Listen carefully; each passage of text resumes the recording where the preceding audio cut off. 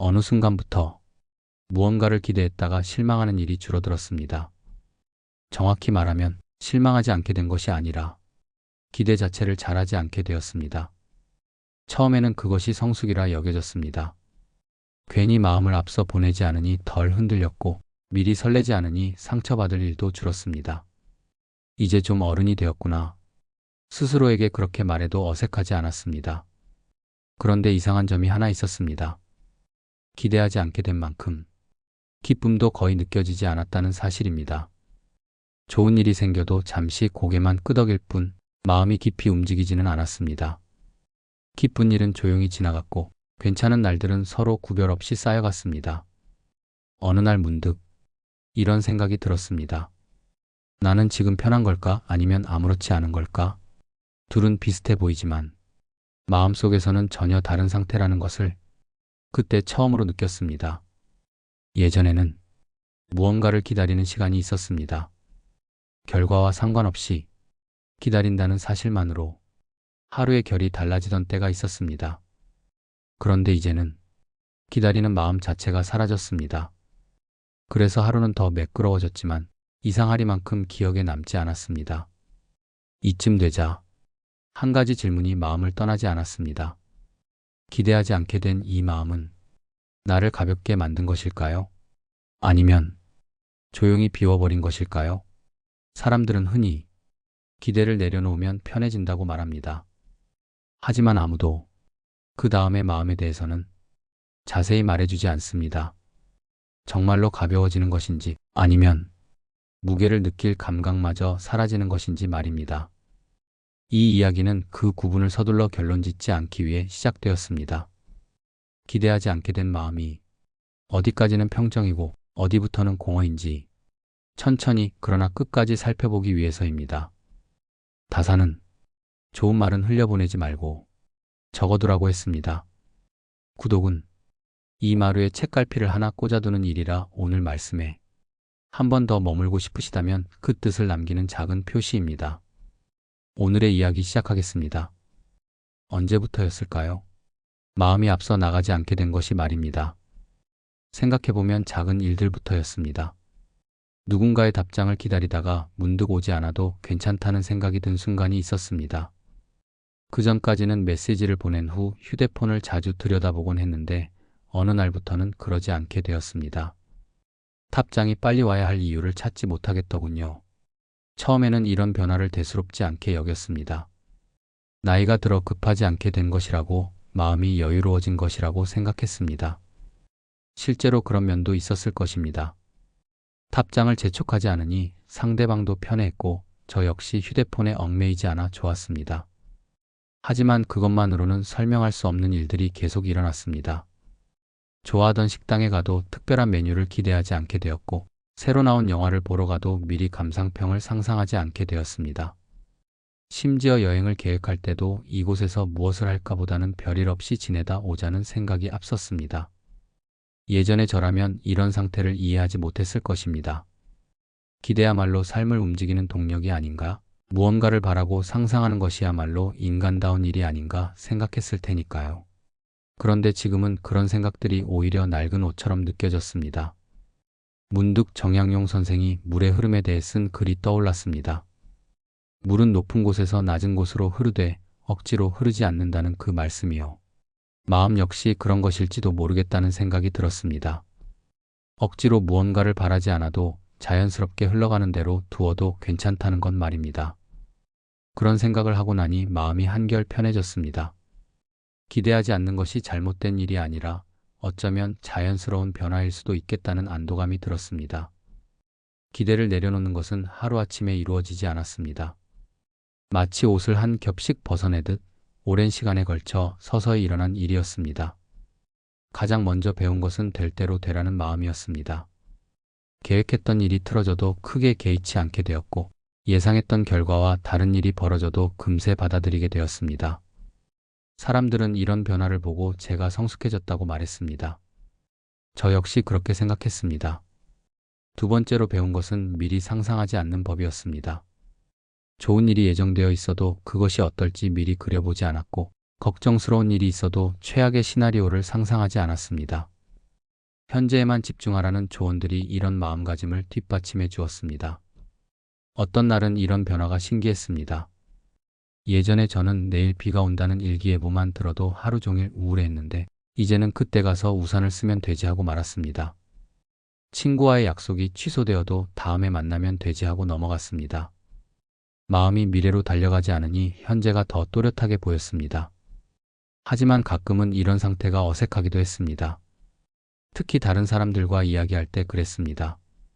친구들이 무언가에 대해 기대하며 즐거워할 때 저는 그 기쁨을 완전히 공유하지 못하는 자신을 발견했습니다.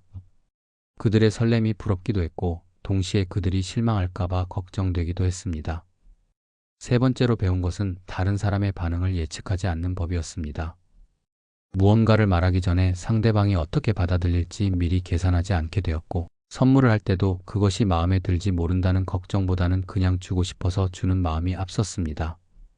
이런 변화들은 분명히 긍정적인 면이 있었습니다. 스트레스가 줄어들었고 타인과의 관계에서도 부담을 덜 느끼게 되었습니다. 무엇보다도 마음이 평온해졌습니다. 아침에 일어날 때도 잠자리에 들 때도 마음 한편이 무거워지는 일이 줄어들었습니다. 하지만 놓친 것들도 있었습니다. 누군가와의 만남을 앞두고 설레는 마음, 새로운 도전을 할 때의 떨림, 좋은 소식을 기다릴 때의 간절함이 예전만큼 느껴지지 않았습니다. 마음이 평정을 유지하는 대신 감정의 깊이가 얕아진 것 같았습니다. 지금의 저는 예전과 많이 달라졌습니다. 무언가를 간절히 바라거나 애타게 기다리는 일이 거의 없어졌습니다. 대신 하루하루를 담담히 받아들이며 살아가고 있습니다. 이런 변화를 두고 사람들은 다양한 반응을 보입니다. 어떤 이는 제가 철이 들었다고 말하고 어떤 이는 너무 체념적이 되었다고 걱정합니다. 어떤 이는 깨달음을 얻었다고 부러워하기도 하고 어떤 이는 재미없는 사람이 되었다고 안타까워하기도 합니다. 저는 이 모든 반응들을 이해할 수 있습니다. 왜냐하면 제 마음 안에도 같은 목소리들이 있기 때문입니다. 때로는 이런 상태를 평온이라고 부르고 싶고 때로는 공허라고 부르고 싶습니다. 때로는 자유를 얻었다고 생각하고 때로는 무언가를 잃었다고 느낍니다. 한 가지 분명한 것은 예전처럼 마음이 크게 요동치지 않는다는 것입니다. 좋은 일이 생겨도 하늘을 찌를 듯한 기쁨을 느끼지 않고 나쁜 일이 생겨도 땅에 떨어질 듯한 절망을 느끼지 않습니다. 감정이 일정한 폭 안에서 잔잔히 움직입니다. 가끔 예전에 제가 그리워지기도 합니다. 무언가를 간절히 바라던 마음, 기다림 속에서 느끼던 설렘, 기대가 이루어졌을 때의 벅찬 기쁨이 그립습니다. 하지만 동시에 그때의 불안과 조급함, 실망과 좌절감은 그리워하고 싶지 않습니다. 어느 날 우연히 읽은 글에서 정약용 선생이 마음이 한 곳에 치우치지 않을 때 비로소 진리를 볼 수 있다고 한 말을 보았습니다. 그 말을 읽는 순간 제가 지금 겪고 있는 변화가 어쩌면 그런 방향으로의 움직임일지도 모르겠다는 생각이 들었습니다. 하지만 동시에 의문도 생겼습니다. 정말로 마음이 치우치지 않는 것일까요? 아니면 다른 쪽으로 치우친 것일까요? 결국 지금의 저는 이전보다 안정적이지만 밋밋한 삶을 살고 있다고 할 수 있을 것입니다. 큰 파도가 없는 대신 큰 잔잔함도 없는 그런 마음의 바다에서 하루하루를 보내고 있습니다. 기대하지 않게 된 이후 가장 먼저 느낀 것은 해방감이었습니다. 무언가를 간절히 바라던 시절을 돌아보면 마음이 늘 어딘가에 매여 있었습니다. 좋은 결과를 기대하는 동안에는 그 기대에 매여 있었고 나쁜 일을 걱정하는 동안에는 그 걱정에 매여 있었습니다. 마음이 온전히 지금 이 순간에 머물러 있던 적이 별로 없었던 것 같습니다. 그런데 기대를 내려놓으니 이런 속박들이 하나씩 풀어지기 시작했습니다. 가장 먼저 시간의 속박에서 벗어났습니다. 예전에는 무언가를 기다리는 동안 시간이 더디게 흘렀는데 이제는 그런 일이 없었습니다. 시간이 빠르게 흐르지도 않고 느리게 흐르지도 않았습니다. 그냥 흘렀습니다. 출근길 지하철에서도 이런 변화를 느꼈습니다. 예전에는 오늘 있을 회의가 어떻게 될지, 상사가 어떤 반응을 보일지 미리 걱정하곤 했는데 이제는 그냥 창밖 풍경을 보거나 사람들을 관찰하며 시간을 보냈습니다. 머릿속이 훨씬 조용했고 그 조용함이 나쁘지 않았습니다. 다음으로 타인의 반응에서 자유로워졌습니다. 무언가를 할 때 다른 사람들이 어떻게 생각할지, 어떻게 평가할지에 대한 걱정이 줄어들었습니다. 완전히 사라진 것은 아니었지만 예전처럼 그런 생각들이 행동을 좌우하지는 않았습니다. 하고 싶은 일을 할 때의 부담감이 현저히 줄어들었습니다. 특히 대화할 때 이런 자유로움을 많이 느꼈습니다. 예전에는 말을 하기 전에 이 말이 상대방에게 어떻게 들릴까? 혹시 기분 상하지 않을까 하고 미리 검열하곤 했는데 이제는 그냥 하고 싶은 말을 자연스럽게 했습니다. 물론 기본적인 예의는 지켰지만 그 이상의 과도한 배려는 하지 않았습니다. 무엇보다도 결과에 대한 강박에서 벗어난 것이 큰 변화였습니다. 일을 할 때 반드시 성공해야 한다는 압박감이 없어졌고 관계를 맺을 때도 반드시 좋은 관계가 되어야 한다는 부담이 사라졌습니다. 그저 최선을 다하되 결과는 결과대로 받아들이면 된다는 마음가짐이 자리 잡았습니다. 이런 변화들은 분명히 저를 더 자유롭게 만들었습니다. 선택의 폭이 넓어졌고 행동의 제약이 줄어들었으며 마음의 여유가 생겼습니다. 사람들과의 관계에서도 더 자연스러워졌고 일상생활에서도 더 편안해졌습니다. 처음에는 이런 상태를 단순히 성숙의 결과라고 생각했습니다. 나이가 들면서 욕심이 줄어들고 경험이 쌓이면서 세상을 더 객관적으로 보게 된 것이라고 여겼습니다. 실제로 주변 사람들도 제가 예전보다 안정적이고 현명해 보인다고 말했습니다. 하지만 시간이 지나면서 이 자유로움에 대해 의문을 품게 되었습니다. 첫 번째로 느낀 것은 동기의 약화였습니다. 무언가를 간절히 원하지 않으니 그것을 위해 노력할 이유도 약해졌습니다. 예전에는 목표를 향한 열망이 저를 움직이게 하는 동력이었는데 이제는 그런 동력이 현저히 줄어들었습니다.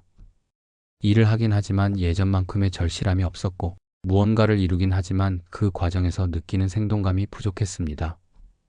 회사에서 새로운 프로젝트가 시작될 때를 생각해보면 예전에는 이번에는 정말 잘해보자, 좋은 결과를 내보자 하는 마음이 앞섰는데 이제는 할 일을 하면 되겠지 정도의 마음뿐이었습니다. 나쁘지 않은 결과를 냈지만 그 과정이 예전만큼 짜릿하지는 않았습니다. 두 번째로 알아차린 것은 관심의 범위가 좁아졌다는 것입니다. 기대하지 않으니 새로운 것들에 대한 호기심도 줄어들었습니다. 예전에는 이것은 어떨까? 저것도 해보고 싶다는 마음이 자주 들었는데 이제는 그런 마음이 드물어졌습니다. 현재 하고 있는 일들에 만족하게 되었지만 동시에 더 넓은 세상에 대한 관심도 줄어들었습니다. 서점에 갔을 때도 그랬습니다. 예전에는 새로 나온 책들을 보면서 이 책은 어떤 이야기일까? 저 작가는 이번에 무슨 말을 하고 싶어 할까 하는 궁금증이 샘솟았는데 이제는 그저 익숙한 분야의 익숙한 책들만 눈에 들어왔습니다. 세 번째로 깨달은 것은 감정의 깊이가 얕아졌다는 것입니다. 기쁨도 슬픔도 예전만큼 강렬하지 않았습니다. 안정적이긴 했지만 밋밋했고 평온하긴 했지만 생기가 부족했습니다. 마치 색깔이 있는 그림이 점점 흑백으로 변해가는 것 같은 느낌이었습니다. 친구가 좋은 소식을 전해줄 때도 예전에는 함께 기뻐하며 그 기쁨을 오래도록 나누곤 했는데 이제는 다행이네 정도의 반응만 보이게 되었습니다. 제 자신에게 좋은 일이 생겨도 마찬가지였습니다. 기쁘긴 했지만 그 기쁨이 깊숙이 스며들지는 않았습니다. 이런 변화들을 경험하면서 의문이 생기기 시작했습니다. 과연 제가 얻은 것이 자유일까 아니면 무관심일까? 평온함일까 아니면 무감각일까? 성숙함일까 아니면 체념일까? 특히 다른 사람들과 비교했을 때 이런 의문이 더욱 강해졌습니다. 여전히 무언가를 열망하고 기대하고 실망하고 다시 일어서는 사람들을 보면서 그들이 부러워지기도 했습니다. 그들의 삶이 더 역동적이고 생생해 보였기 때문입니다. 문득 정약용 선생이 마음이 한쪽으로 치우치면 올바른 판단을 할 수 없다고 한 말이 떠올랐습니다. 그렇다면 제가 지금 있는 이 자리는 과연 치우치지 않은 자리일까요? 아니면 다른 쪽으로 치우친 자리일까요? 자유와 체념을 구분하는 것은 생각보다 어려운 일이었습니다. 겉으로 보기에는 거의 비슷했기 때문입니다.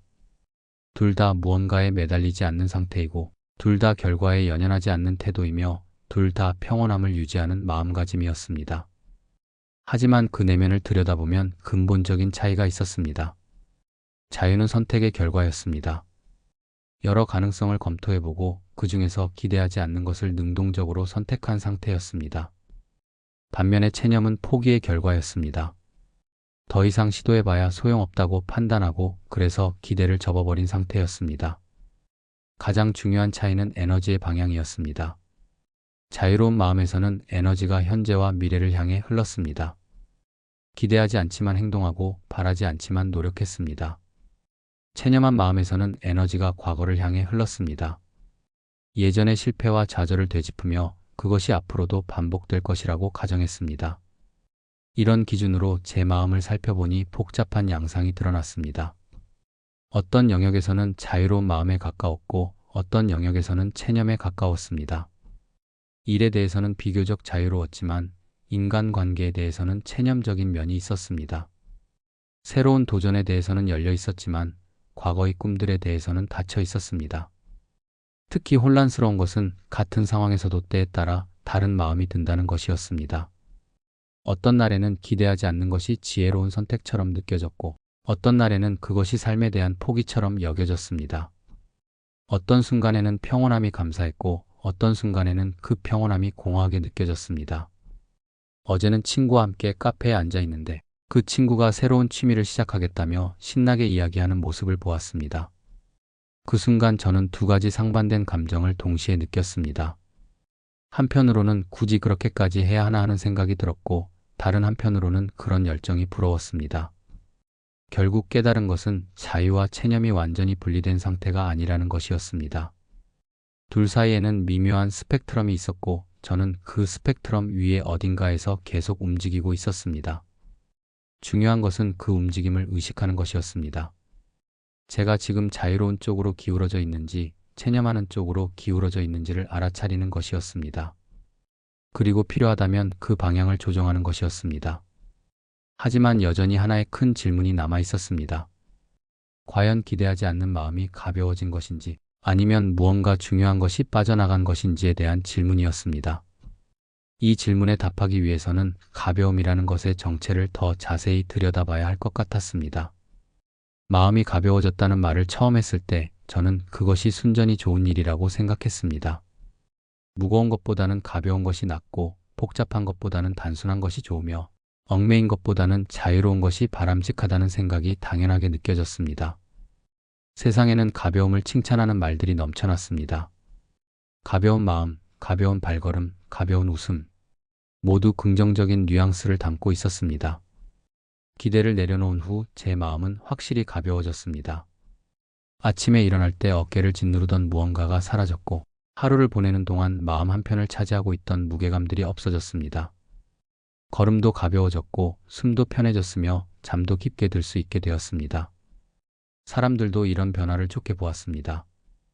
요즘 표정이 밝아졌네. 한결 편해 보인다. 여유가 생긴 것 같다는 말을 자주 들었습니다. 저 역시 그런 말들이 기분 좋았습니다. 드디어 불필요한 짐들을 내려놓고 진정한 자유를 얻었다고 생각했습니다. 특히 스트레스가 줄어든 것은 눈에 띄는 변화였습니다. 예전에는 작은 일에도 마음이 쉽게 요동쳤는데 이제는 웬만한 일로는 흔들리지 않았습니다. 교통이 막혀도 별로 짜증이 나지 않았고 계획이 틀어져도 쉽게 받아들였습니다. 다른 사람과 의견이 다를 때도 굳이 맞추려고 애쓰지 않았습니다. 이런 상태를 두고 저는 스스로에게 성숙해졌다고 말했습니다. 어린 시절의 조급함과 젊은 시절의 열망을 지나 드디어 어른다운 평정심을 갖게 되었다고 여겼습니다. 가벼운 마음이야말로 지혜로운 마음이라고 확신했습니다. 하지만 이런 확신은 그리 오래가지 않았습니다. 가벼움이라는 것이 생각보다 복잡한 것이라는 걸 알게 되었기 때문입니다. 가벼워진 마음을 자세히 들여다보니 예상과 다른 면이 보이기 시작했습니다. 첫 번째로 느낀 것은 마음의 울림이 작아졌다는 것입니다. 좋은 음악을 들어도 아름다운 풍경을 봐도 감동적인 이야기를 들어도 예전만큼 깊이 와 닿지 않았습니다. 마음이 가벼우니 외부의 자극이 쉽게 스며들지 못했습니다. 마치 두꺼운 솜으로 둘러싸인 것처럼 모든 것이 한 겹 걸러져서 전달되는 느낌이었습니다. 얼마 전 오랜만에 클래식 연주회에 갔을 때의 일입니다. 예전에는 그런 음악을 들으면 온몸이 전율하고 눈물이 날 때도 있었는데 이번에는 좋은 연주회 정도의 감상만 들었습니다. 음악은 여전히 아름다웠지만 그 아름다움이 제 마음의 깊은 곳까지 닿지는 못했습니다. 두 번째로 알아차린 것은 관계의 깊이가 얕아졌다는 것입니다. 사람들과 만날 때 예전보다 편했지만 동시에 그 만남이 피상적이 되었습니다. 상대방의 말에 깊이 공감하지도 않았고 제 이야기를 진심으로 나누지도 않았습니다. 갈등은 줄어들었지만 친밀감도 줄어들었습니다. 친구가 고민을 털어놓을 때도 그랬습니다. 예전에는 그 사람의 아픔을 제 일처럼 여기며 함께 고민했는데 이제는 그런 일도 있지라고 담담히 받아들일 뿐이었습니다. 물론 조언은 했지만 그 조언에 진정한 마음이 담겨 있는지 의문스러웠습니다. 세 번째로 발견한 것은 창조적인 에너지가 줄어들었다는 것입니다. 무언가를 간절히 바라지 않으니 그것을 만들어내려는 동기도 약해졌습니다. 예전에는 글을 쓰거나 무언가를 만들 때 가슴 속에서 솟아나는 에너지를 느꼈는데 이제는 그런 에너지가 거의 느껴지지 않았습니다. 특히 새로운 것을 시도할 때 이런 변화가 두드러졌습니다.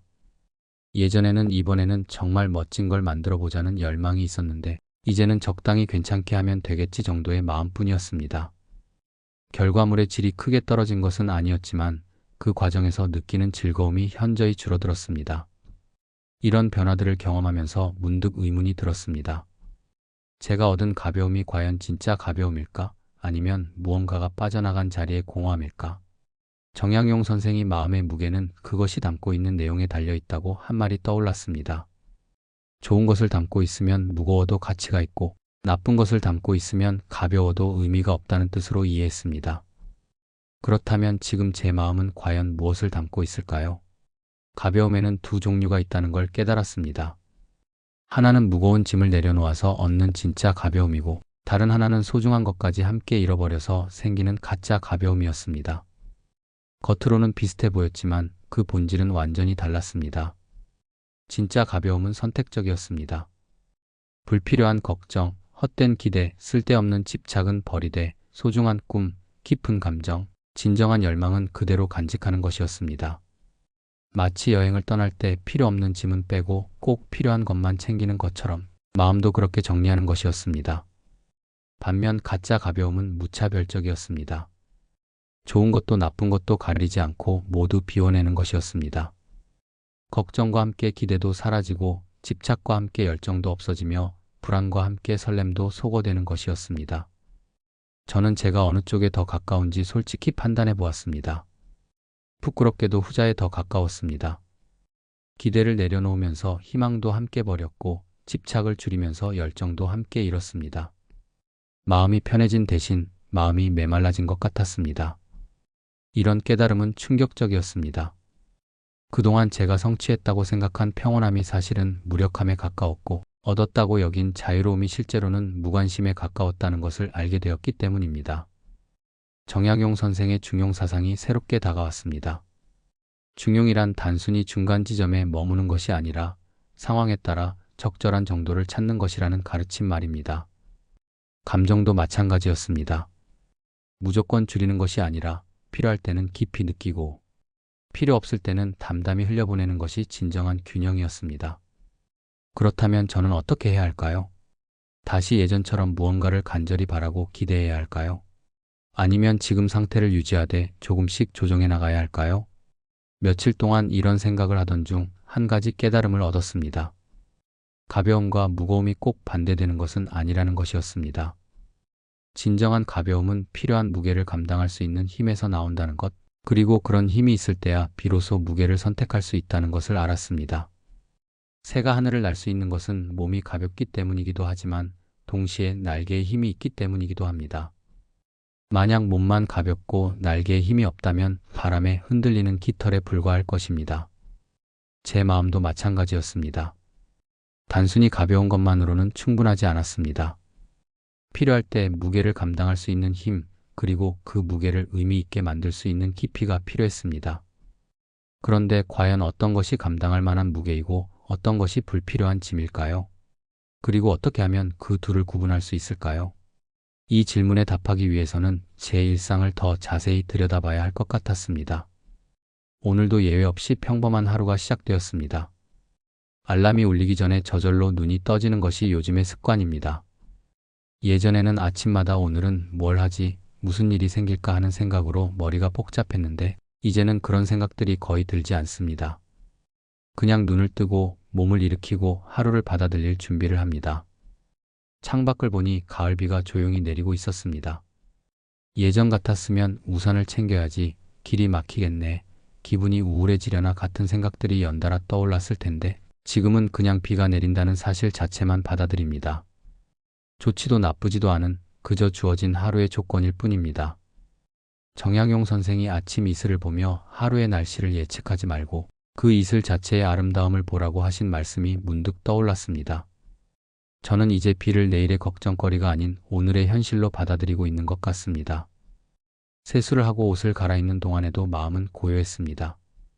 오늘 입을 옷을 고르면서도 누구를 만나니까 이걸 입어야지나 오늘 중요한 일이 있으니까 단정하게 입자 같은 계산이 없었습니다. 그냥 날씨에 맞고 편한 옷을 골랐습니다. 아침 식사를 준비하면서도 마찬가지였습니다. 예전에는 오늘은 힘든 하루가 될 테니까 든든하게 먹어야지나 점심 약속이 있으니까 가볍게 먹자 같은 생각을 했는데 이제는 그냥 먹고 싶은 것을 적당히 만들어 먹습니다. 이런 아침의 풍경이 나쁘지는 않았습니다. 오히려 평온했습니다. 마음이 이곳저곳으로 뛰어다니지 않으니 현재에 더 집중할 수 있었습니다. 커피의 향을 더 또렷하게 맡을 수 있었고 빵을 씹는 소리도 더 선명하게 들렸습니다. 하지만 동시에 뭔가 심심하다는 생각도 들었습니다. 예전의 아침에는 하루에 대한 기대나 걱정으로 마음이 술렁했는데 그런 술렁임이 없으니 하루가 시작된다는 느낌도 약했습니다. 마치 잔잔한 호수 같았습니다. 파도가 없어서 평온하지만 동시에 움직임도 없어서 조금 정적이었습니다. 집을 나서면서 문득 이런 생각이 들었습니다.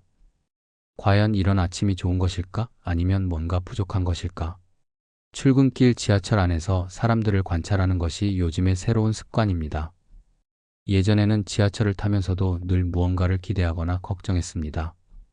오늘 회의가 잘 될까? 점심에 누구를 만날까? 퇴근 후에 뭘 할까? 같은 생각들이 머릿속을 맴돌았습니다. 그런 생각들 때문에 주변 사람들을 제대로 볼 여유가 없었습니다. 하지만 이제는 다릅니다. 미래에 대한 생각이 별로 없으니 지금 이 순간의 풍경이 더 선명하게 보입니다. 책을 읽는 사람, 음악을 듣는 사람, 졸고 있는 사람, 창밖을 바라보는 사람들의 모습이 하나하나 눈에 들어옵니다. 특히 인상 깊었던 것은 옆자리에 앉은 중년 남성이었습니다. 그는 휴대폰을 보면서 자꾸 한숨을 쉬었습니다. 아마도 걱정스러운 메시지를 받았거나 오늘 해야 할 일들을 생각하며 부담을 느끼고 있는 것 같았습니다. 예전에 저도 그랬었다는 생각이 들었습니다. 그런 모습을 보면서 안타까운 마음이 들기도 했지만 동시에 부러운 마음도 들었습니다. 걱정이 있다는 것은 그만큼 무언가에 대해 간절한 마음이 있다는 뜻이기도 하니까요. 저는 지금 그런 간절함이 거의 없는 상태였습니다. 회사에 도착해서도 이런 거리감은 계속되었습니다. 동료들이 프로젝트에 대해 열띤 토론을 할 때 저는 그들의 열정을 이해하면서도 완전히 공감하지는 못했습니다. 그들이 성공을 바라는 마음도 실패를 걱정하는 마음도 모두 이해할 수 있었지만 제 일처럼 느껴지지는 않았습니다. 점심시간에 동료와 함께 식사를 했습니다. 그 동료는 최근에 시작한 새로운 취미에 대해 신나게 이야기했습니다. 어떤 계획을 세우고 있는지, 앞으로 어떻게 발전시켜 나갈 건지에 대한 이야기였습니다. 저는 그의 이야기를 들으며 적절한 반응을 보였지만 마음속으로는 굳이 그렇게까지 해야 하나 하는 생각이 들었습니다. 그런 제 자신이 조금 이상했습니다. 예전에 저라면 그런 열정에 함께 동참하거나 최소한 진심으로 응원했을 텐데 지금은 마치 유리벽 너머로 바라보는 것 같은 느낌이었습니다. 이해는 하지만 공감은 되지 않는 그런 미묘한 거리감이 있었습니다. 오후에는 새로운 프로젝트에 대한 회의가 있었습니다. 팀원들이 각자의 아이디어를 제시하고 열띤 토론을 벌이는 모습을 보면서 저는 적절한 의견을 냈지만 그들만큼 적극적이지는 못했습니다. 성공해도 좋고 실패해도 받아들일 수 있다는 마음가짐 때문에 오히려 팀의 에너지를 끌어올리지 못하는 것 같았습니다. 정약용 선생이 강물은 바위를 만나면 돌아서 흐르지만 그 흐름을 멈추지는 않는다고 하신 말씀이 떠올랐습니다. 저는 지금 바위를 돌아서 흐르는 것도 아니고 그렇다고 멈춘 것도 아닌 그냥 고인 물처럼 되어 있는 것 같았습니다. 퇴근길에도 특별한 기대나 계획이 없었습니다. 예전에는 퇴근 시간이 되면 오늘 저녁엔 뭘 할까? 누구를 만날까? 어디를 갈까 하는 생각들로 마음이 부산했습니다. 때로는 피곤해서 집에서 쉬고 싶기도 했고 때로는 뭔가 특별한 일을 하고 싶기도 했습니다. 그런 마음의 움직임들이 하루를 마무리하는 하나의 의식 같았습니다. 하지만 이제는 그런 고민이 거의 없습니다. 집에 가서 저녁을 먹고 책을 읽거나 음악을 듣거나 텔레비전을 보다가 잠자리에 들면 됩니다. 특별히 기대할 것도 없고 특별히 걱정할 것도 없습니다. 집에 돌아와 간단한 저녁을 준비하면서도 마음은 평온했습니다. 오늘 하루 있었던 일들을 되돌아보면서도 별다른 감정의 기복이 없었습니다. 잘된 일도 있었고 아쉬운 일도 있었지만 그 모든 것들이 그냥 하루의 일부일 뿐이었습니다. 저녁을 먹고 나서는 평소처럼 책을 펼쳤습니다. 요즘은 주로 에세이나 산문집을 읽는데 소설은 잘 읽지 않게 되었습니다. 소설 속 인물들의 감정 기복이나 갈등 상황이 조금 피곤하게 느껴지기 때문입니다. 담담하고 잔잔한 글들이 지금의 제 마음 상태에 더 잘 맞습니다. 책을 읽다가 문득 창밖을 보니 하루 종일 내렸던 비가 그쳤습니다. 가로등에 비친 젖은 아스팔트가 반짝이고 있었습니다. 예전 같았으면 내일은 맑겠구나라고 생각하며 내일에 대한 기대를 품었을 텐데 이제는 그냥 비가 그쳤네 정도의 생각만 들었습니다. 이런 저녁 풍경이 나쁘지는 않았습니다. 오히려 평화로웠습니다. 마음이 요동치지 않으니 하루가 고요히 마무리되었습니다. 별다른 아쉬움도 없었고 별다른 만족감도 없었습니다. 그냥 하루가 지나갔다는 느낌이었습니다. 하지만 잠자리에 들면서 문득 이상한 생각이 들었습니다. 과연 이런 하루들이 쌓여서 만들어지는 인생이 의미 있는 것일까 하는 생각이었습니다.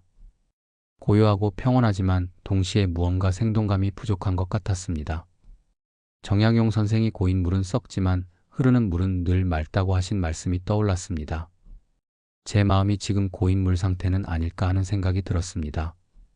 썩지는 않았지만 그렇다고 맑게 흘러가지도 않는 그런 상태 말입니다. 아무것도 기다리지 않는 하루가 주는 평온함은 분명히 있었습니다. 하지만 그 평온함 속에서 무언가 중요한 것을 놓치고 있는 것은 아닐까 하는 의문도 들었습니다. 기대가 없으니 실망도 없었지만 동시에 설렘도 없었고 감동도 약했습니다. 이런 하루가 반복되면서 저는 점점 더 확신하게 되었습니다. 마음이 가벼워진 것과 마음이 텅 빈 것 사이에는 분명한 차이가 있다는 것을, 그리고 지금의 저는 후자에 더 가까운 상태에 있다는 것을 말입니다. 그렇다면 이제 어떻게 해야 할까요? 이 텅 빈 마음을 어떻게 채워야 할까요? 아니면 비움과 텅 빔 사이의 차이를 더 정확히 알아야 할까요? 이런 질문들을 품고 잠자리에 들었습니다. 비운다는 말을 좋은 의미로만 생각했던 시절이 있었습니다. 불필요한 것들을 정리하고 마음의 짐을 덜어내며 집착을 내려놓는다는 뜻으로 이해했습니다. 세상에는 비움을 찬양하는 말들이 넘쳐났습니다. 비우는 삶, 비우는 지혜, 비우는 마음. 모두 깨달음과 해탈을 연상시키는 고상한 단어들이었습니다. 기대를 내려놓은 후 저는 스스로 마음을 비웠다고 생각했습니다.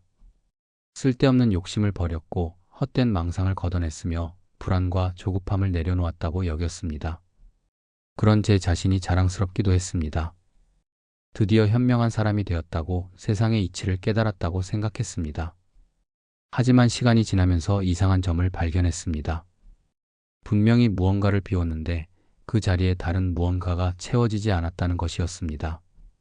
비움의 목적이 단순히 비우는 것 자체가 아니라 더 소중한 것을 담기 위함이라고 배웠는데 정작 제 마음에는 그런 소중한 것들이 들어오지 않았습니다. 예를 들어 남의 시선에 대한 걱정을 비웠는데 그 자리에 진정한 자신감이 들어온 것이 아니라 그냥 무관심만 남았습니다. 성공에 대한 집착을 버렸는데 그 자리에 순수한 열정이 자리 잡은 것이 아니라 그냥 의욕 없음만 남았습니다. 이런 상태를 두고 과연 비웠다고 할 수 있을까요? 아니면 다른 표현을 써야 할까요? 며칠 전 오랫동안 사용하던 서랍을 정리할 일이 있었습니다. 필요 없는 물건들을 하나씩 꺼내면서 문득 이런 생각이 들었습니다. 서랍을 비운다는 것은 단순히 물건을 빼내는 것이 아니라 정말 필요한 물건을 위한 공간을 만드는 것이구나 하는 생각이었습니다. 그런데 제 마음은 어떨까요? 불필요한 것들을 빼낸 것까지는 좋았는데 그 자리에 정말 필요한 것들을 넣지 못했습니다. 그래서 지금은 정리된 서랍이 아니라 그냥 빈 서랍 상태가 되어버린 것 같았습니다. 정약용 선생이 비우되 완전히 비우지 말고 채우되 완전히 채우지 말라고 하신 말씀이 떠올랐습니다. 진정한 비움이란 무엇인가를 위한 여백을 만드는 것이지 그냥 텅 비게 만드는 것이 아니라는 뜻으로 이해했습니다. 문득 이런 질문이 들었습니다. 제 마음이 지금 닦아낸 상태일까? 아니면 닳아버린 상태일까? 겉으로 보기에는 비슷할 수 있습니다. 둘 다 매끄럽고 둘 다 요철이 없으며 둘 다 특별한 무늬나 색깔이 없습니다. 하지만 그 과정과 결과는 완전히 다릅니다. 닦아낸 마음은 의도와 노력의 결과입니다. 불필요한 것들을 하나씩 제거하고 본질적인 것들을 찾아내며 올바른 방향을 향해 나아가려는 의지가 있습니다. 깨끗해진 만큼 더 많은 것을 담을 수 있는 여유와 능력이 생깁니다. 반면 닳아버린 마음은 시간과 마찰의 결과입니다. 여러 번의 실망과 좌절을 겪으면서 자연스럽게 무뎌진 것입니다. 더 이상 상처받지 않기 위해 감각을 차단한 것이고 더 이상 기대하지 않기 위해 감정을 억제한 것입니다. 이런 기준으로 제 마음을 들여다보니 솔직히 후자에 더 가까웠습니다. 기대를 내려놓은 것이 의식적인 선택이라기보다는 여러 번의 실망을 통해 자연스럽게 형성된 방어기제에 가까웠습니다. 예를 들어 새로운 사람과의 만남에 대해 기대하지 않게 된 것도 그런 이유였습니다. 과거에 기대했다가 실망한 경험들이 쌓이면서 아예 기대하지 않는 것이 안전하다고 학습한 결과였습니다. 지혜로운 선택이라기보다는 상처받지 않기 위한 회피였습니다. 일에 대해서도 마찬가지였습니다. 열정적으로 임했다가 좋지 않은 결과를 얻은 경험들 때문에 이제는 적당히 하는 것이 현명하다고 생각하게 되었습니다. 하지만 그것이 진정한 현명함인지 아니면 그냥 포기인지는 확실하지 않았습니다. 정약용 선생의 실사고시 정신으로 볼 때 저는 지금 사실을 있는 그대로 보지 못하고 있었습니다. 제 상태를 비움이라고 포장하고 있었지만 실제로는 소진에 가까웠습니다. 마음이 깨끗해진 것이 아니라 마음이 지쳐서 반응하지 않는 상태였습니다. 이런 깨달음은 충격적이었습니다. 그동안 저는 제 자신을 속이고 있었던 것입니다. 성숙했다고 현명해졌다고 깨달음을 얻었다고 생각했지만 실제로는 그냥 지치고 무뎌진 것에 불과했습니다. 이제야 진짜 비움이 무엇인지 조금 알 것 같습니다. 진짜 비움은 능동적입니다. 무엇을 비울지 스스로 선택하고 왜 비워야 하는지 명확한 이유가 있으며 비운 자리에 무엇을 채울지에 대한 계획도 있습니다. 마치 정원사가 잡초를 뽑는 것처럼 꽃을 더 잘 키우기 위한 목적이 있는 행위입니다. 가짜 비움은 수동적입니다. 상황에 떠밀려서 포기하게 되고 더 이상 상처받고 싶지 않아서 회피하게 되며 그 결과로 마음이 비워집니다. 마치 시든 꽃잎이 저절로 떨어지는 것처럼 의도가 없는 자연스러운 소실입니다. 그렇다면 저는 이제 어떻게 해야 할까요? 먼저 정확한 진단부터 해야 할 것 같습니다. 제가 지금까지 비웠다고 생각한 것들이 정말로 불필요한 것들이었는지 아니면 그 중에 다시 가져와야 할 소중한 것들이 있는지 점검해 봐야 합니다. 기대를 내려놓은 것을 예로 들어보면 헛된 기대는 버리는 것이 맞지만 건전한 희망까지 버릴 필요는 없었습니다. 집착을 줄인 것도 병적인 집착은 버리되 건전한 열정까지 포기할 필요는 없었습니다. 정약용 선생이 학문하는 사람은 매일 자신을 점검해야 한다고 하신 말씀이 새롭게 와 닿았습니다. 저도 매일 제 마음을 점검해 봐야겠다는 생각이 들었습니다. 오늘 제가 비운 것은 정말 불필요한 것이었는지, 오늘 제가 놓친 것은 정말 중요하지 않은 것이었는지 말입니다. 며칠 전부터 이런 점검을 시작했습니다. 하루가 끝날 때마다 오늘 있었던 일들을 되돌아보며 제가 어떤 순간에 마음을 열었고 어떤 순간에 마음을 닫았는지 살펴보기 시작했습니다. 그러다 보니 흥미로운 사실을 발견했습니다. 제가 완전히 무감각한 상태는 아니었다는 것입니다. 여전히 마음이 움직이는 순간들이 있었습니다. 다만 그런 움직임을 즉시 억제하거나 무시하는 습관이 생겨 있었을 뿐이었습니다. 예를 들어 아름다운 노을을 보고 감탄하는 마음이 들 때도 별거 아닌 일에 감동하네 하고 그 감정을 눌러버렸습니다. 친구의 좋은 소식을 듣고 기뻐하는 마음이 들 때도 남의 일인데 뭘 그렇게 하고 그 기쁨을 축소시켰습니다. 이런 것들이 바로 제가 스스로에게 가하는 억제였습니다. 마음이 자연스럽게 반응하는 것을 허용하지 않는 습관이었습니다. 그래서 마음이 비워진 것처럼 느꼈지만 실제로는 마음을 억압한 것에 가까웠습니다. 진짜 비움이라면 이런 자연스러운 감정들은 허용하되 그것에 매몰되거나 집착하지 않는 것이어야 했습니다.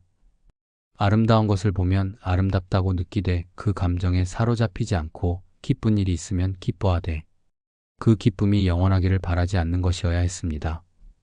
이제야 정약용 선생이 말씀하신 중용의 의미를 조금 알 것 같습니다. 중용이란 감정을 없애는 것이 아니라 감정을 적절히 조절하는 것이라는 뜻이었습니다. 완전히 비우는 것도 완전히 채우는 것도 아닌 그 사이의 적절한 지점을 찾는 것이었습니다. 그렇다면 저는 이제 무엇부터 시작해야 할까요?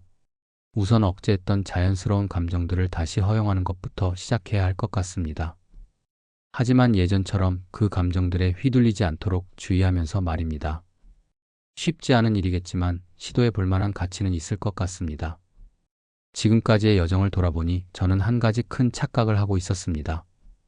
마음을 비운다는 것이 모든 것을 없애는 일이라고 생각했던 것입니다. 기대도, 열망도, 설렘도, 심지어는 관심까지도 모두 버려야 진정한 자유를 얻을 수 있다고 여겼습니다. 마치 집을 완전히 비워야만 깨끗하다고 생각하는 것처럼 마음도 텅 비어야만 평온하다고 착각했습니다. 하지만 이런 생각이야말로 극단적인 발상이었습니다. 집을 깨끗하게 유지하는 것과 집을 아예 비워두는 것은 전혀 다른 일입니다. 집은 사람이 살기 위해 존재하는 것이지 비어있기 위해 존재하는 것이 아니니까요. 마음도 마찬가지였습니다. 마음은 느끼고 생각하고 반응하기 위해 존재하는 것이지 아무것도 담지 않기 위해 존재하는 것이 아니었습니다. 제가 추구했던 완전한 무관심, 완전한 무기대는 사실상 마음의 죽음과 다를 바 없었습니다. 어느 날 아침 창밖으로 보니 작은 새 한 마리가 나뭇가지에 앉아 있었습니다. 그 새는 먹이를 찾을 것도 아니고 짝을 부를 것도 아니면서 그냥 거기 앉아 있었습니다. 하지만 그것이 죽은 것은 아니었습니다. 여전히 살아 숨쉬고 있었고 바람이 불면 균형을 잡았으며 위험한 소리가 들리면 고개를 돌렸습니다. 그 모습을 보면서 문득 깨달았습니다. 기대하지 않는다는 것이 완전히 무감각해지는 것은 아니라는 것을 말입니다. 새처럼 지금 이 순간에 온전히 머물되 필요할 때는 반응할 수 있는 상태. 그것이야말로 진정한 평온함이 아닐까 싶었습니다.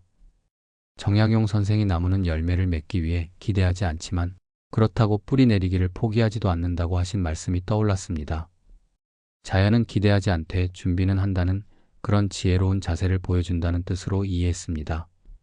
그렇다면 저도 모든 것을 버리려 하지 말고 정말 필요한 한 가지는 남겨두어야 하는 것이 아닐까요? 마음을 완전히 비우려 하지 말고 최소한의 무언가는 간직해야 하는 것이 아닐까요? 그렇다면 무엇을 남겨두어야 할까요? 무엇이라면 기대하지 않아도 집착하지 않아도 그 자체로 의미가 있을까요? 며칠 동안 이런 생각을 하면서 제 일상을 다시 들여다보았습니다. 기대 때문에 힘들어했던 것들, 집착 때문에 괴로워했던 것들을 하나씩 점검해보며 그것들과는 다른 성질의 무언가가 있는지 찾아보았습니다. 그러던 중 한 가지를 발견했습니다. 바로 지금 이 순간을 온전히 경험하려는 마음이었습니다. 결과를 바라지 않고 보상을 기대하지 않으면서도 그 자체로 완결되는 마음이었습니다. 예를 들어 아침 커피를 마실 때 그 향과 맛을 온전히 느끼려는 마음, 친구와 대화할 때 그 사람의 말을 진심으로 들으려는 마음, 길을 걸을 때 발걸음 하나하나를 의식하며 걷는 마음. 이런 것들은 무언가를 얻기 위한 수단이 아니었습니다. 그 자체가 목적이었습니다. 이런 마음은 기대와는 성질이 달랐습니다. 기대는 미래를 향하지만 이것은 현재를 향했습니다. 기대는 결과를 원하지만 이것은 과정을 중시했습니다. 기대는 얻고자 하지만 이것은 주고자 했습니다. 얼마 전 오랫동안 연락하지 않았던 친구에게 안부 문자를 보낸 일이 있었습니다. 예전이라면 빨리 답장이 올까, 어떤 답장을 보낼까 하며 기대했을 텐데 이번에는 그런 기대 없이 그냥 보내고 싶어서 보냈습니다. 답장이 와도 좋고 오지 않아도 괜찮다는 마음으로 말입니다. 신기한 것은 그런 마음으로 보낸 문자가 오히려 더 따뜻했다는 것입니다. 답장을 바라는 마음이 없으니 상대방에게 부담을 주지 않았고 그래서인지 더 자연스러운 대화가 이어졌습니다. 일을 할 때도 마찬가지였습니다. 성공을 기대하지 않되 최선을 다하는 마음으로 임하니 오히려 더 집중할 수 있었습니다. 결과에 대한 걱정이 없으니 과정에 더 몰입할 수 있었고 그 몰입 자체가 즐거웠습니다. 정약용 선생이 진정한 학문은 남에게 보이기 위함이 아니라 자신을 완성하기 위함이라고 하신 말씀이 이런 뜻인 것 같았습니다. 외부의 인정이나 보상을 바라지 않고 오직 배우고 성장하는 그 자체의 기쁨을 위해 하는 것 말입니다. 이런 마음이야말로 기대하지 않아도 되는 한 가지가 아닐까 싶었습니다. 현재를 온전히 경험하고 주어진 순간에 최선을 다하며 그 과정 자체를 소중히 여기는 마음. 이것은 무언가를 얻기 위한 수단이 아니라 그 자체로 완결된 목적이었습니다. 이제 조금씩 달라진 아침을 맞이하고 있습니다. 여전히 특별한 기대는 하지 않지만 오늘 하루를 온전히 경험해 보려는 마음으로 일어납니다. 무엇인가 놀라운 일이 일어나기를 바라지는 않지만 평범한 일상 속에서도 의미를 찾아보려고 합니다. 아침 세수를 할 때도 그냥 습관적으로 하는 것이 아니라 찬물이 얼굴에 닿는 느낌을 의식하며 합니다. 아침밥을 먹을 때도 그냥 배를 채우는 것이 아니라 음식의 맛과 향을 천천히 음미하며 먹습니다. 이런 작은 변화들이지만 하루가 조금 더 풍성해지는 것 같습니다. 출근길에서도 변화가 있습니다. 지하철 안에서 사람들을 관찰할 때도 예전처럼 무관심하게 바라보는 것이 아니라 따뜻한 시선으로 바라보려고 합니다. 그들 각자에게도 나름의 이야기가 있고 나름의 고민이 있으며 나름의 소망이 있다는 것을 인정하며 바라봅니다. 일을 할 때도 마찬가지입니다. 큰 성과를 기대하지는 않지만 맡은 일에 성의를 다해 임합니다. 동료들과의 관계에서도 무언가를 바라지는 않지만 진심으로 대하려고 노력합니다.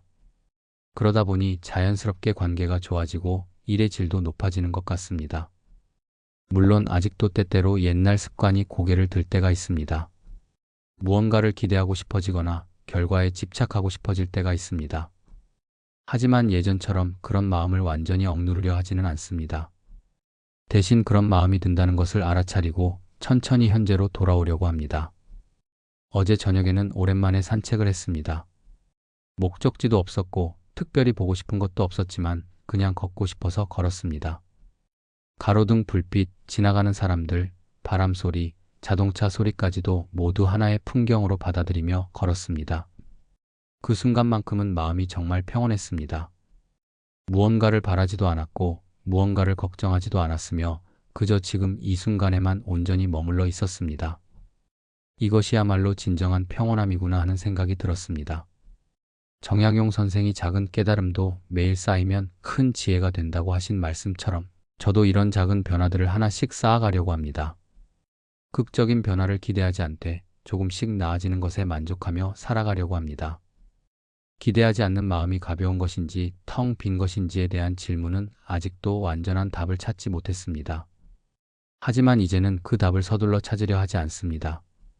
대신 매일매일 제 마음을 들여다보며 조금씩 더 나은 방향으로 나아가려고 합니다. 어쩌면 이런 마음가짐 자체가 제가 찾던 답일지도 모르겠습니다. 성급하게 결론을 내리지 않되 포기하지도 않는 마음, 기대하지 않되 최선을 다하는 마음, 결과에 집착하지 않되 과정을 소중히 여기는 마음 말입니다. 오늘도 그런 마음으로 하루를 시작해봅니다. 특별한 일이 일어나기를 바라지는 않지만 평범한 일상 속에서도 작은 의미와 기쁨을 발견해 보려고 합니다. 그것만으로도 충분히 의미 있는 하루가 될 것이라고 기대하지 않으면서도 믿고 있습니다. 이 이야기를 시작했을 때 분명한 답을 찾고 싶었습니다. 기대하지 않게 된 마음이 가벼워진 것인지 텅 빈 것인지에 대한 명확한 결론을 얻고 싶었습니다.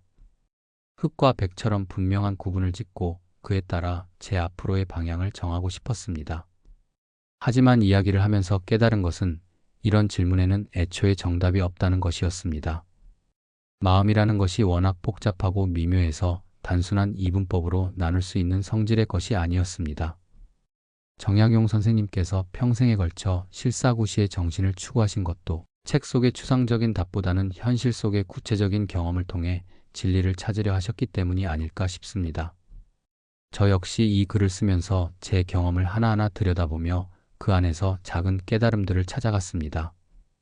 그 과정에서 알게 된 것은 기대하지 않는 마음이 가벼운 것인지 텅 빈 것인지는 고정된 상태가 아니라는 것입니다. 어떤 날에는 가벼움에 가깝고 어떤 날에는 공허함에 가까우며 대부분의 날들은 그 사이 어디쯤에 있습니다. 중요한 것은 그 움직임을 알아차리고 조금씩 더 나은 방향으로 이끌어가려는 의지였습니다. 또한 완전한 무기대나 완전한 비움이 답이 아니라는 것도 깨달았습니다. 마음을 텅 비우는 것이 아니라 정말 소중한 한 가지는 남겨두는 것. 그것이 현재 순간을 온전히 경험하려는 마음이든 맡은 일에 최선을 다하려는 마음이든 사람들과 진심으로 만나려는 마음이든 말입니다. 결국 이 글을 통해 제가 얻은 가장 큰 깨달음은 질문 자체를 소중히 여기는 마음이었습니다. 성급하게 답을 구하려 하지 않고 그 질문과 함께 살아가는 법을 배운 것이었습니다. 확답이 없어도 괜찮다는 것, 그 불확실함 속에서도 하루하루를 의미 있게 살아갈 수 있다는 것을 알게 되었습니다. 지금도 저는 여전히 완벽하지 않습니다. 때로는 헛된 기대에 휘둘리기도 하고 때로는 지나친 무관심에 빠지기도 합니다. 하지만 예전과 다른 점이 있다면 그런 상태를 빨리 알아차릴 수 있게 되었다는 것, 그리고 그것을 조금씩 조정해 나갈 수 있게 되었다는 것입니다. 아마도 이런 여정은 평생 계속될 것 같습니다. 마음의 균형을 찾는 일은 한 번의 깨달음으로 완성되는 것이 아니라 매일매일 새롭게 시도해야 하는 일이니까요. 그래서 이 이야기의 끝은 결론이 아니라 새로운 시작입니다. 기대하지 않되 포기하지 않는 마음으로 집착하지 않되 무관심하지도 않은 마음으로 가볍되 공허하지 않은 마음으로 살아가려는 다짐의 시작입니다. 혹시 이 이야기를 듣고 계신 여러분도 비슷한 질문을 품고 계시다면 성급하게 답을 찾으려 하지 마세요. 대신 그 질문과 함께 걸어가 보세요. 답을 찾는 것보다 더 소중한 것은 질문하며 사는 그 자체일지도 모르니까요. 오늘 나눈 정약용 지혜마루 이야기가 지금의 당신 마음에 조금이라도 위로가 되었다면 구독 버튼으로 함께 해주셔도 좋겠습니다. 내일도 이 자리에서 또 다른 이야기로 찾아뵙겠습니다. 고맙습니다.